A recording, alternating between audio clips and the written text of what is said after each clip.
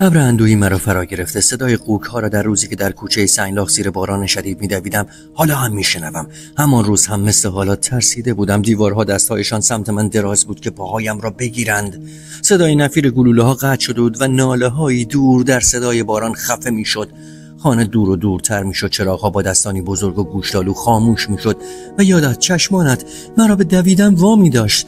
نفسهایی که بریده بود و ترس جان. نمیدانم برای تو بمانم یا برای تو بمیرم. چه دوراهی سختی میان هجوم خون و گوگرد. تاریکترین زمان من در روشنایی بوده، زمانی که بدون اطلاع گلوله ها در تن، چشمان و سرشان مثل باد می نشست. بادی که تا ساعتی قبل بوسه یار را به لبانم می رساند، حالا خبر مرگمان را برای آنها می برد. ودا همیشه کار سختی بوده.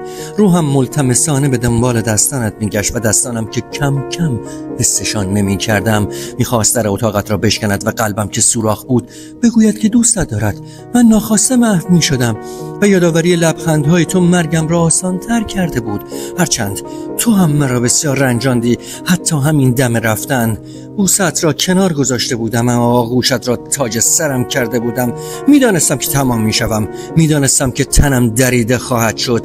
ابلیس و طناب‌های آویزان از درخت بلوط را میدیدم. درختی که به ما گفته بودند قرنهاست آنجا بوده، اما کسی نگفته بود که از همان درخت آویزانمان میکنند. کتاب بخوریم و قطرات خونمان چون سیلی آرام خیابان پنجم را غرق کند.